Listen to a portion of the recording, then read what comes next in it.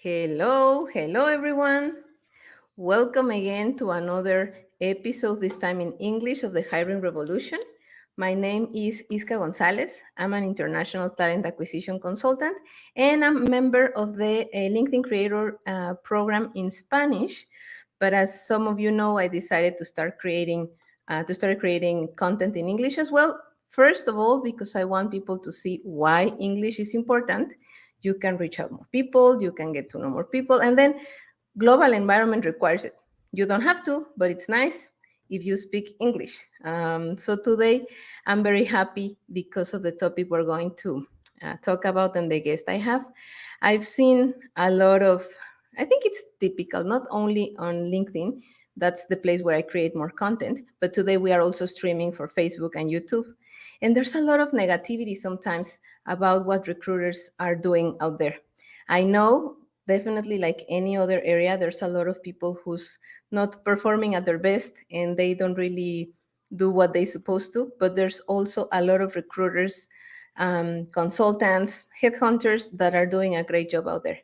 And that's why today I have a wonderful guest. Her name is Maria Harabagiu. She's going to join us in a second, and we're going to talk about international freelance recruiting. There's a lot of people nowadays who wants to start also a career in recruiting, and they are thinking about being a freelance. So let's hear from one of them. How is it to work in this area? So let's welcome Maria. Hello, Iska. Hi, How thank are you for you? having me.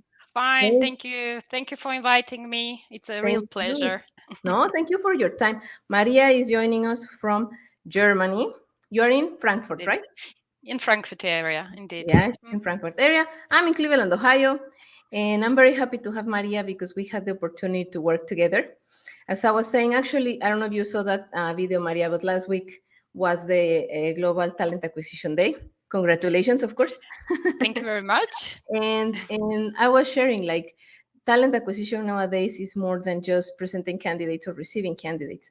And when you are a freelance, I've done that myself, there's even more that you have to do. So I know, and I always like to remind people, this space, of course, is for us to have a conversation, respectful conversation, because I know there's a lot of people who's not very happy with what recruiters do. But as I said, and you have here on the screen, you have two amazing recruiters. We love what we do, and we have results, and we have even, like, how do you say, like, testimonials from our clients and candidates.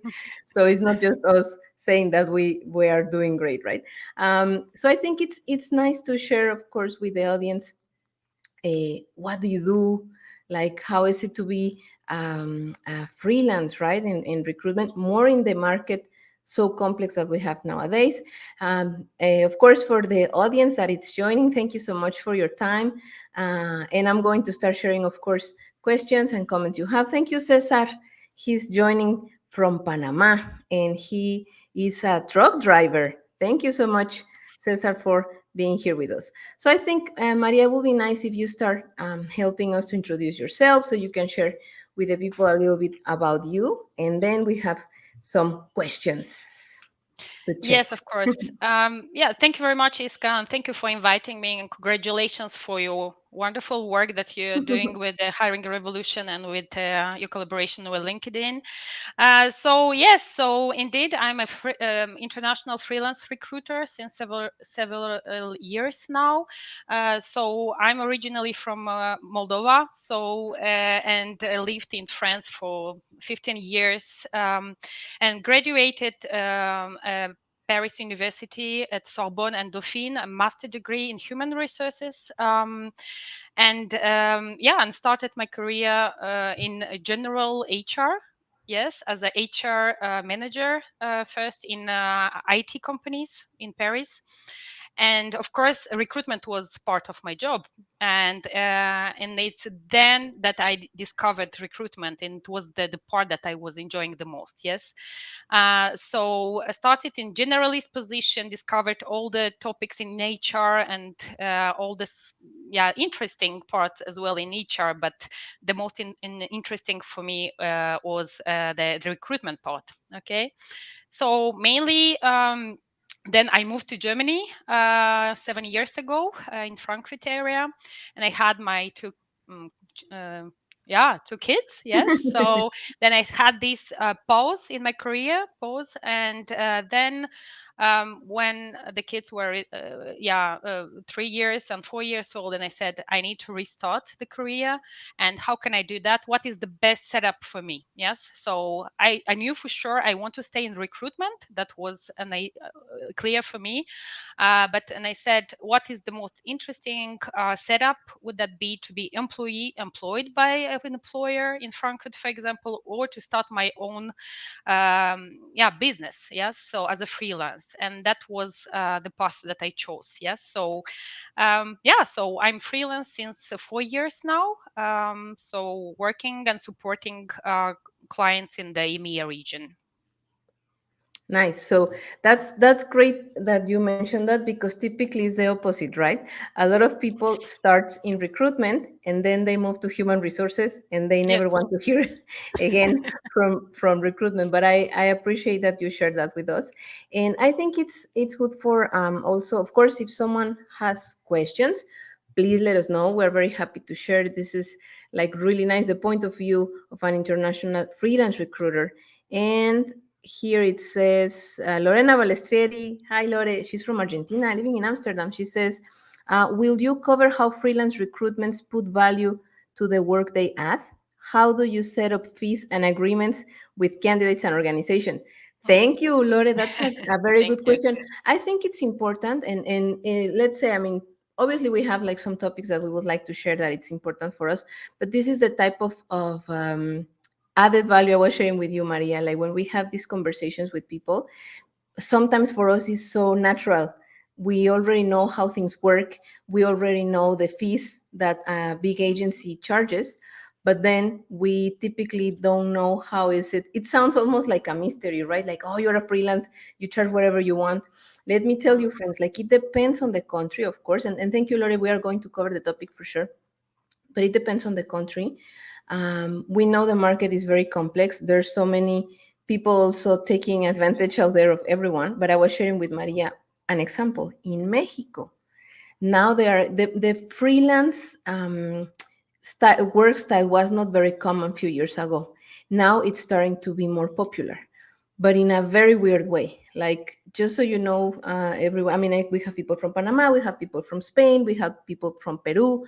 Loreda, it's in Amsterdam. In Mexico, there are companies or agencies that are paying $35 per candidate hire presented by a freelance recruiter. Dear friends, that's a joke. And that also impacts the quality of the work you have. I was sharing recently, right, when I was talking about the talent acquisition process, and why something that I always share here is like talent acquisition is a team effort. If we're talking about an effort and we want to have the best candidates, the best people in the teams, in companies, think about it. If you pay someone, in order for you to present a candidate, let's think very, very, very simple about the process. In order for a recruiter to present a candidate, at least they need to interview three. In order to identify those three, at least they have to review, let's say 20, if it's a very simple or common role. So that's at least 15 hours of work. And you're paying 35,000, sorry, $35 Dollars. per the candidate that is going to be hired, which means out of those three, maybe you need to present more. So I think it's very interesting the question that Lore is asking. That goes, I would say, with the next question we have. So maybe we can explain first what exactly a freelance recruiter does and what is the advantage, let's say, for a company to hire a freelance recruiter, and then maybe we can cover a little on how is it, like the work you do, because this is something I think a lot of people is wondering, like how hard it is and why in other countries they pay them more than $35 per candidate hire, right? Yes. So about the reasons why companies will reach out to a freelance recruiter, I must say there are several let's say, possibilities. Yes. So first of all, I have companies reaching out to me because they don't want to hire someone internal. Yeah, it's because of they having increasing volume for recruitment projects, or they have some uncertain period, so they don't want to hire someone internal, or they have financial difficulties and they need just some temporary support. Yes, that could be one of the possibilities. So second one, it's really someone looking and that, I mean, it's when you work with a company on a almost full-time basis. Yes, it's because let's say recruitment you can split into. You have companies reaching out to you asking you to work like 5 days a week, almost full-time. Yes, and still in a freelance setup. You have companies reaching out to you only for specific recruitment project. Yes, so in this second scenario, you will manage your time completely differently. You'll be quite autonomous and you will just do your work and present the candidates. Yes, so you don't have to be present and yeah, full time. Yes, so it depends. Two cases. Yes, so I must say that in the second case, when a company is joining you, reaching out to you only for specific project, for example, they have to hire a sales manager, and sometimes I must say I hear different stories. Yes, so behind it's like, for example, they try to do it by themselves, to find with their internal efforts and tools and team, and it wasn't successful, and that because of different let's say different possibilities why that couldn't happen. Yes, because maybe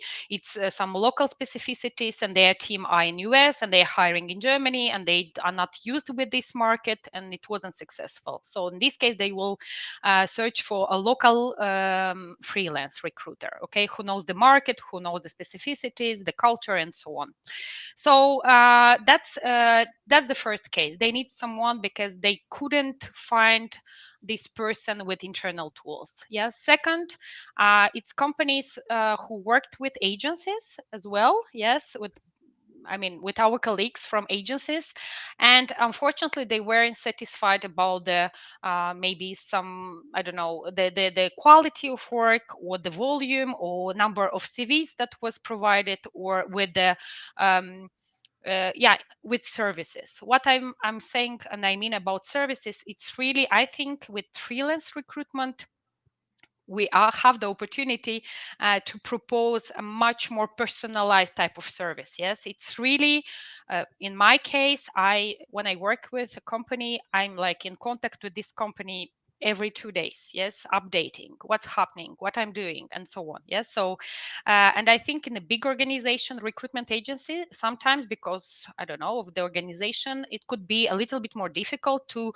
keep updated to your customer so often. Yes, so it's also about the quality of service and the feedbacks. Yes, and yeah, it's speed and quality. Yes, so it's I must say that will be the two words that they are looking for. Yeah, so so that's the second let's say reason why someone will call a freelance recruiter. Yes. And then here we have Willem Mac. Thank you, Mac, for joining from Texas. He also says cost, flexibility, lack of resources, and time are some of the reasons a company would hire a freelance recruiter. And it's true. I think it's if anything, sometimes I perceive that people would like to have like a just one answer to all our issues, right? But when it comes to recruiting, when it comes to talent acquisition, we need resources. We need a diversity of tools. And this includes, for example, as you said, working with agencies, you have your in-house recruiting sometimes. But what if it's like a small company? And it doesn't have to be, the size of the company doesn't have to do with the budget they have. Maybe they want to expand and they are looking for people in a different country. That's when sometimes, even if you have an in-house recruiting team, you're also looking for someone that is out there, that knows the very specific market, and as you said, can dedicate that extra time and personalized service. That I should say again, I saw it with my own eyes. Maria has that. It's true. It's true. And I think I will just highlight for, if we have some people here in human resources or recruiters that are watching this or now or later, that's one of the things I keep saying that make a difference when we're talking about recruiting. If you have close communication with the hiring team, definitely makes a difference most of the times, because they know what's happening, and then you can also explain why, if you're facing a difficulty, or maybe sometimes it's like we can fill a position really quick, but it's because of that communication. So I think it has to do as well with service, and as I said, I saw that with you, Maria. So Yeah. I think we Thank can we can take a second then just to check again Lore's question. And this also has to do you. with some people. When I announced that we were going to have this session, some people was asking this as well, like, okay, so how is it to be a freelance recruiter? And you mentioned something, you started your, let's say, your own business, Mhm. because when you are a freelance, and you will share a little bit more, but for those who don't know, like, a lot of times, and this can apply for any type of position, of activity, profession. If you're going to work on your own, yes, the nice things are that you are your own manager, you manage your time, you manage your schedule, but that also means you manage your taxes, you have to define your cost per hour, you define your packages, prices, tools, etc. So I think it will be interesting if you can share, because you already answered what's the added value you have. It's completely different than a big agency. It's completely different than an in-house recruiting team. Now, how do you set up, like agreements perhaps with candidates and organizations? Because in a way, you're on your own. Yes, indeed. And just I wanted to add to the question that we had just before. Yes, why is someone, and then I will explain the Sure, sure, sure. fees. So I think is also why a company will reach out to a freelance recruiter. It's also about the budget. Yes, I mean, and talking about fees and agreements. Yes, if I take the German market, yes, I must say an agency will, the fees will be like on between 25 and 30% of the global, I mean, annual salary package of the candidate when it's placed. Yes, so it's a lot. Yes, so and in my case, and sometimes you have also the retainer fees. What that does it mean? You have to pay one third at the when you sign the contract with with the agency, one third when they start to present some candidates, and one third at the end. Yes, when the candidate signs the contract and joins the company. So of course, my fees are lower, and because I cannot, let's say, compete, and I need to compete with those agencies, so my fees are lower. And about how you set up the fees, that depends on the setup and how you will work with the company. Again, yes, will you work like per project? Yes, they will give you a project and you need to find this person, and you just present candidate, you're doing your work on your own and you present candidates. Are they asking you to be there every day, so you are paid per day? Are you, sometimes you can also have companies reaching out and saying we pay per hour. Yes, so it's different. Yeah, so some companies and clients coming to you with already some options. Yes, like we need someone per hour, we need someone per day, we need someone for 6 months, we need someone only for this project. Yes, so it depends. Yeah, so the fees will be different. Yes, hourly, you will have to calculate your different expenses and so on, and the time.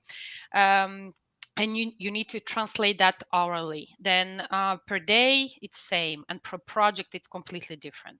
Yeah, Mhm. so yeah. Yeah, and I think here is when I was sharing with people, of course, and Maria, that I'm starting like my own consultancy. Mm, This is a lot of work. And this, as I said, this applies for any type of activity you want to start working on your own.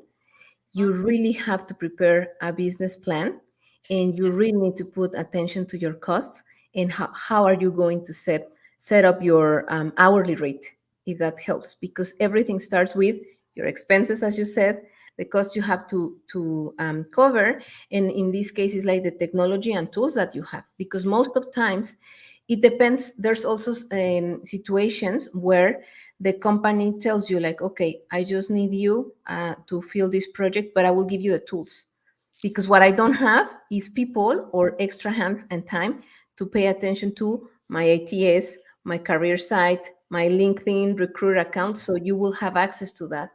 And then, Mhm. okay, well, maybe even we can maybe negotiate that instead of me putting my tools and using my website, memberships, etc. Right? Mhm. So it sounds easy. It's not that complex, I should say, but you really need to dedicate time to define these type of things, because of course the moment you are out there offering your services to a company, you should be ready, because if they say yes, then you also need to prepare your invoices. And Yes. I think with the candidates, Maria, I think it's also interesting. Just, I know we have other topics, but I think this is very, very interesting. With the candidates, sometimes we know the market is very complex. That will be our next question. Mm. But how do you approach candidates? Or have you ever feel that the candidate doesn't want to talk to you because you're not from an agency, or how do you manage that? No, I feel the opposite. I think I have a lot of feedbacks. Yes, even Mm-hmm. if people aren't interested in the role, they will answer, and I have a quite high response rate, I must say. Yes, so I take it like a positive thing. Yes, so no, I never had this, like, maybe people feeling not Resistance. comfortable that I'm freelance. No, but indeed, becoming what I wanted to add, becoming freelance could be scary. Yeah, because of a lot of different things. Yes, of the security of work. Will I found the projects, how many projects, and if it's there is time, some economic I mean crisis, and people don't reach out to me. You have to pay your taxes, like you said. You have to pay your like pension, or yeah, to put and some for your retirement. For example, in Germany, I have to pay that for myself, of course. Yes, and there's Mhm. social security and health insurance, and you have to have an accountant that you pay, and I mean, it's like a small company. Yes, I'm by myself. I don't have employees, but still, it's a lot of things to do and to take care of. Yes, so could be scary, but if you prepare good your project, and you it's all about yeah, you have to dare to do that. Yes, and go ahead and start and try. And of course, it's after that you'll have the issue, the difficulty to expand and develop your network. Yes, customers network, and it coming, you have different strategies for that. Yes, so yeah, could Yeah, be it's, scary. Yeah, no, sorry, go ahead, go ahead. could be scary, but in my case, I'm very happy. So after 3.5 years, and I really enjoy this setup. Yes, and I always wanted in my career, and that's because I think my culture in Moldova, it's a small country, so you don't have this security that like the state or government will pay that or that or that. You have to do your own things, yeah, to be successful in life. Yeah, so I when I was a child, it's always about doing your own thing, yeah, your own business at one point. Yes, and I always had that in mind, and I was employee already, and I said at one time I will be my own employer. Yes, so I'm happy about that today. Thank you. And thank you for sharing this, Maria, because I think this is one of the things I always try to share with the hiring revolution. When we get the opportunity to meet people from other countries, from different cultures, this is what makes us understand why, yeah, we are different, but we can also learn, and we can also start doing things in a different way. So Mhm. everything, when if we, like we put this, of course, about our topic we're talking and we're discussing today, this also has to do with the service you provide. And it doesn't have to do with go the extra mile. It's just like you are your own manager.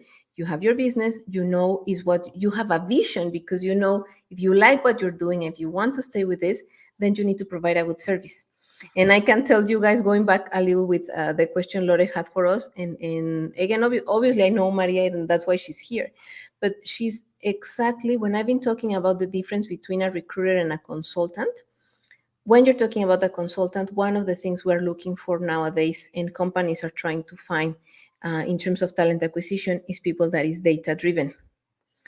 If anyone I know it's data driven, is Maria. Why? Because she's looking for how many days the position has been open, how many positions I have closed, what are the sources that I use, what it has been successful, what is my candidate saying about the service, what is my hiring manager saying about the service, and then she presents this information. This is the key. If someone out there is trying to be a recruiter or joining this amazing career, that's one of the things you have to keep in mind because it's going to make the difference. That's exactly what Maria was saying when it's about you have to grow your network. Well, when your clients are seeing the type of work you do, how you keep your data, how you share with them the information, then they would like to work with you again, or they might recommend you. And the Yes. candidates that have a good experience are going to say, I work with this great recruiter. Why don't you reach out to her? Maybe she would like to have your resume, and then that's how you grow. You don't, something that I like about Maria, we haven't mentioned it, but you don't work, let's say, 100% all the time with LinkedIn, right? You have other sources for candidates, I mean. Yes, but still LinkedIn it's my main tool. Yes. So Still. it's my main tool and it's a tool as a freelance recruiter that you need to pay for yourself. Yes, to have access. So of course, but yeah, you can have different tools. Yes. You have Xing, for example, in Germany. I think it's something specific to German market. It's a little bit similar to LinkedIn, of course, and my own network that I built since several years now. Yes, so yeah, so but the tools can be different for sure. Yeah. See, networking is the key, dear friends. And thank you, Alejandro. Great series is Caloting. Greetings from Mexico City, my beautiful city. I miss tamales and guajolotas. Thank you, Alejandro. Then I think we're almost getting close to the end of the session, but I think it's nice just to. I do have a question for you, Maria, and this is more Great. talking about the perspective of a global market. In the US and in Latin America, there's like this big discussion. I think it's a global topic, but I've seen it, perhaps it's because I'm closer to these markets, Mhm. that a lot of candidates, and I faced it in my last project, where candidates are asking before you start any type of contact, sorry, they are asking first for the salary. Mhm. Do you see in the European market is the same? Like, are the candidates more or thinking, considering more the salary first, or is it more about the Mhm. conversation, the position itself? Just to recap, last week we have Olivier from Ames International, and he was saying, thinking about the with a global perspective, but thinking also in terms of executive research in the European market as well. He said, not really, like it's more about the discussion and the conversation we have with the candidates, but it's not that you really need to put the salary out there because this might vary. What is Mhm. your vision about this? No, I mean, I never put the information about the salary on the Mm-hmm. advert or yes, because it depends on the background, on the seniority of each candidate, and sometimes customers give me a very large, let's say, Range. a range, so I cannot, yeah, mention it on the job advert, for example.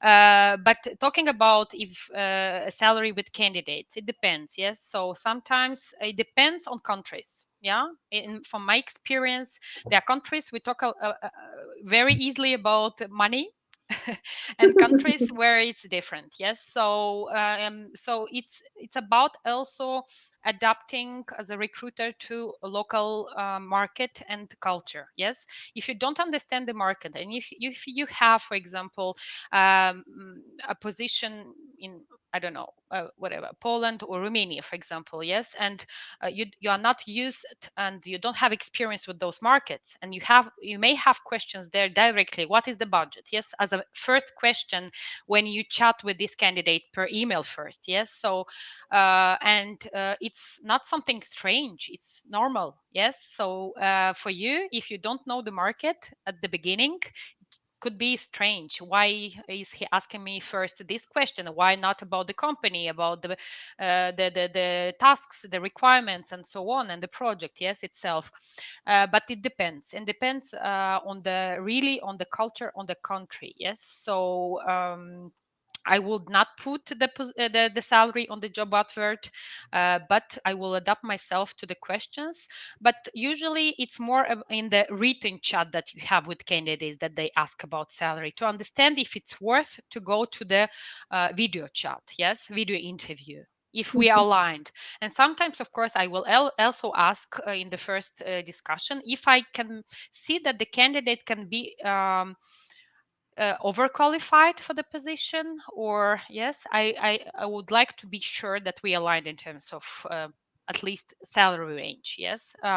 So I may ask what are your salary expectation, just not to Mhm. lose time for the candidate and for myself, yes. Yeah, and I think definitely something a lot of people, as I said, is asking about this. I'm facing the exact same situation in the United States. Perhaps was not that common a few years ago, but now people is asking like, "Thank you for reaching out. Seems like you work for a very interesting company, but I would like to know either the range or like, do you have the salary you're Mhm. offering?" Most of times, dear friends, let's keep in mind recruiters are not defining the job offer itself. We might have a range. Sometimes we don't even have the range. So that's why Yes. I know we would like to have sometimes black and white, but in these type of situations we don't. And something that I like about our conversation last week was that sometimes the range doesn't matter, because once you find the talent, the company says, you know what, let's make an exception, or let's change the profile, or you know what, this is not what we're looking for, we need something totally different. So it's part of the, I would say, the challenges itself about recruiting, being a freelance and talent Mhm. acquisition, right? Yes, and it's sometimes, like I said, a customer. I may have a customer in Belgium hiring someone in Germany or in France. Yes, so he doesn't even know what are the salary ranges in this country. Yes, so he will say, for example, it depends. Let's see the candidates first, and we will discuss after. Yes, and sometimes if you have this information and if you know the market and the salary ranges, you can also be like an advisor to the customer in the intake call, for example, and say, hey, from my experience for this position in Germany, that will be between this range and this range, yes. So, and they are really happy that you can also provide these type of services about knowledges that you have about the market, yes, not just about recruitment, like recruiting and presenting candidate. It's also preparing the project even before reaching to the candidates and launch everything, posting and so on. Yeah, that's the added value that also Lore was asking at Mm, the beginning, right? It's like market knowledge, candidates knowledge, and be an advisor. That's the big difference. I think sometimes words play kind of against us, but being an international freelance consultant or recruiter is more about mhm, just presenting candidates. You have to be a real advisor for the hiring team. So, friends, we're almost getting close to the end. If you have another question, please let us know. Take this opportunity. We don't always have this chance to talk in a very open way with the people who's out there helping in this in this environment of finding talent and finding a job. um, I think I just have another quick question, Maria. This is mhm, really quick because even yesterday there was like LinkedIn News, Global LinkedIn News had a live session, and they were talking about like how the market is starting to be very complex for people 50 years old and above. Is it something similar that you've seen in Europe? Like if you present an older candidate, is there any type of resistance from the hiring team mhm. or not? Or it depends. Yes, it depends. It depends on the each situation. Yes, I had the chance to work with customers that never it was never a problem. Yes, the age. Yes, of course. But if you see that the candidates is like 5 years from retirement, that could be a problem. I mean, a problem from the customer side. Like for example, yes, but in we need at least 1 year to onboard this candidate. He needs to learn everything and start to work, and then he has to go or she has to go already to retirement. Yes, so but it depends, because sometimes in a very executive roles, and if it's very urgent and they need someone with a lot of experience, it's different. Yes, they need an expert. Yes, and even if someone who has 50, 55 years or 60 years has this experience, then they will not look at the age for sure. So they look this expertise. But it can happen, and it's your role as a recruiter to fight for your candidate in a way, yes, and defend why this candidate could be an asset. And yeah, and it's about selling the candidate. Yes, for them it's selling the opportunity, and for us it's selling the candidate and for the opportunity. Yes, so it's both. Yeah, thank you. And I think again, these are like great reminders of how we can give even more than just a process itself, because we're out there identifying the talent, and honestly, age shouldn't be important. It's more about the experience. It's more about the talent. And Yes. just to getting close to the end, Maria, do you see any type of particular challenge nowadays with the market? Globally, again, this is starting to be like what we call Mhm. hot market, right?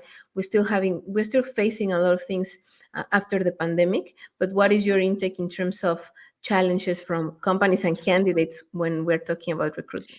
Yeah, I would separate IT market from all the markets. Yes, very specific and very, very difficult market. Yes, so if we talk about IT market, what it changed with the remote work is that you have client is in Germany, candidates are working remotely but full time from Greece, and they are asking, let's say, they are coming close to the salaries, sometimes German salaries. Yes, so it's completely changed. Yes, so that's for the IT part. Yes, and in general, attracting candidates, it's difficult for all type of position, I must say, because I can see the difference in the behavior and the expectation of the candidates these last 3 years, 2 3 years. Yeah, people are very focused now on the balance, work-life balance.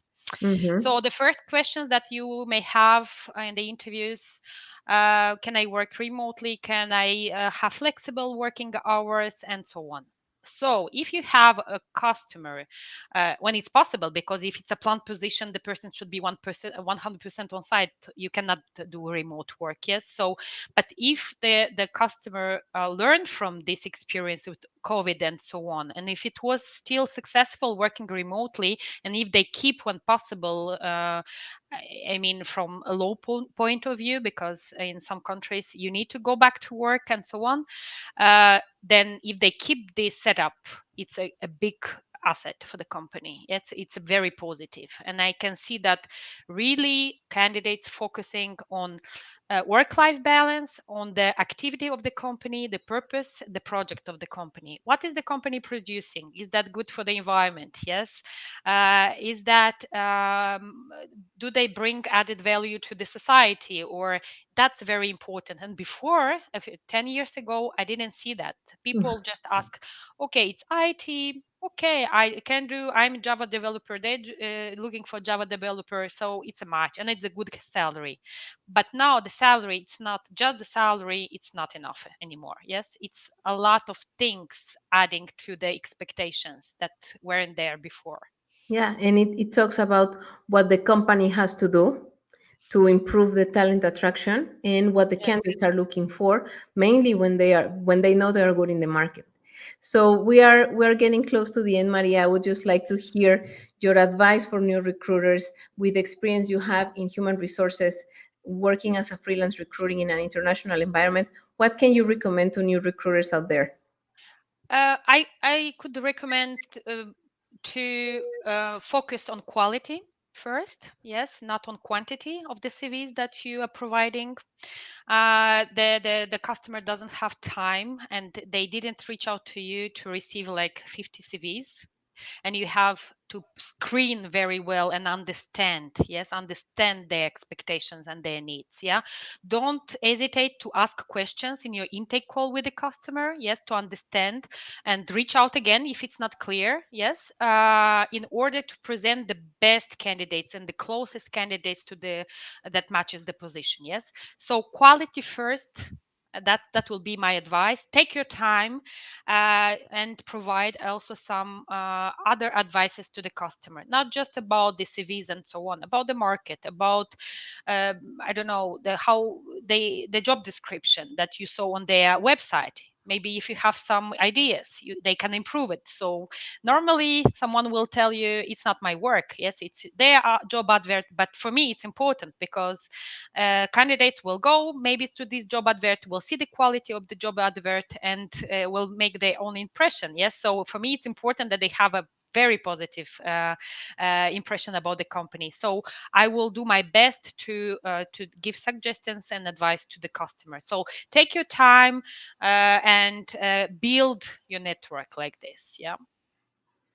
Thank you so much, Maria. Like, guys, this is really valuable advice because it's exactly one of the things why hiring managers sometimes complain about recruitment and why candidates complain about recruiters, because there's no clear communication.